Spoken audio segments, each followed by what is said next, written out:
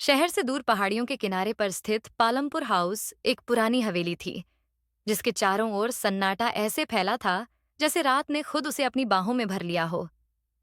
हवेली के दरवाजे बड़े और भारी थे, जिन पर समय ने अपनी धूल जमा कर रखी थी। उस रात आसमान में बादल थे, हवा में नमी थी और पूरे माहौल में रहस्य की एक पतली सी परत तैर रही थी। यही वह रात थी जब रेनॉल्ड वर्षों बाद अपने बचपन के घर लौटा था। वह लंबे समय से इस हवेली में नहीं आया था, लेकिन आज उसका दिल उसे यहाँ खींच लाया था, जैसे हवेली उसे पुकार रही हो। चौकीदार ने उसे देखा तो चौंक गया और बोला, साहब, इस वक्त आधी रात को? रेनॉल्ड थके हुए स्वर में बोला, कभी कभी घर बुलाता है और जवाब देना पड़ता है। हवेली में कदम रखते ही उसे महसूस हुआ कि दीवारों में अब भी उसकी दबी हुई यादें फुसफुसाती हैं, कुछ मीठी, कुछ कड़वी, कुछ ऐसी जो आज भी उसके दिल को चुभती हैं। बारिश की बूंदें धीरे धीरे खिड़कियों पर गिर रही थीं। तभी हवेली के बाहर एक कार रुकी। इस समय कोई मेहमान आएगा, यह सोचकर ही अजीब लगा। दरवाजा खुला और एक औरत उतरी, माया। उसके चेहरे पर रात की हल्की रोशनी हिलोरों की तरह पड़ रही थी। उसने काले रंग का ओवरकोट पहना था और उसके बाल बारिश में थोड़े थोड़े भीग चुके थे। रेनॉल्ड ने उसे देखते ही पहचान लिया और साथ ही उसके अंदर पुरानी भावनाओं का एक झोंका उठ गया। तुम? वह बस इतना ही बोल पाया। माया हल्की मुस्कान के साथ बोली, हाँ मैं।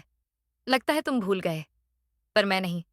मैं किसी को भूलती नहीं, बस छोड़ देती हूँ। यह सुनकर रेनॉल्ड का दिल हल्का सा कांप गया। इतने साल बाद अचानक मिलना, वह भी ऐसे समय पर। कुछ तो था जो भीतर से हिलने लगा था। हवेली के अंदर दोनों बैठे तो कमरे में एक पुरानी सी खुशबू फैल गई। रेनॉल्ड ने चाय बनवाई और जब वह स्टडी रूम तक पहुंचा तो उसे एक पुरानी डायरी मिली। यह वही डायरी थी जिसे उसने बचपन से लेकर जवानी तक संभाल कर रखा था, लेकिन आज उसे देखकर उसके शरीर में हल्की सी कंपकंपी दौड़ गई। पन्नों पर स्याही भले ही हल्की हो चुकी थी, पर शब्दों में वह दर्द, वह यादें और वह अधूरी मोहब्बत अभी भी ताज़ा थीं। उसने माया को डायरी दिखाई।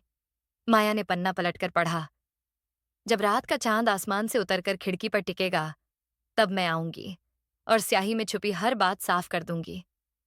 माया ने कहा, यह मेरी लिखी हुई बात नहीं है, लेकिन यह महसूस मैंने किया है, कभी तुम्हारे लिए, कभी अपनी गलतियों के लिए।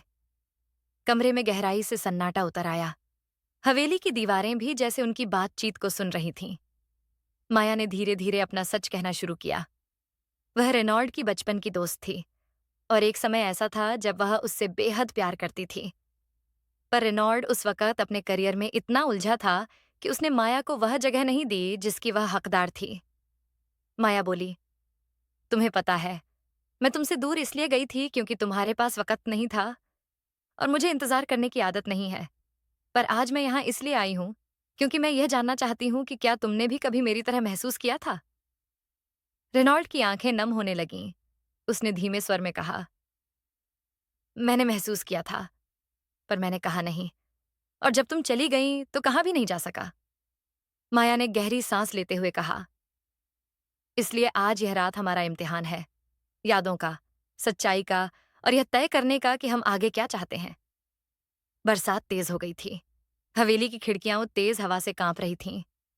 रेनॉल्ड उठकर बालकनी में गया, जहां कभी वह और माया बैठकर चांद देखा करते थे।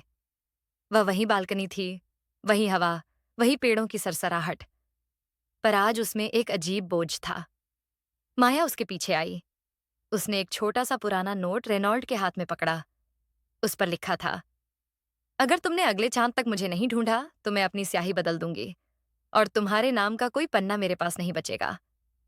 रेनॉल्ड की सांस रुक गई। उसने वह नोट सालों पहले खो दिया था।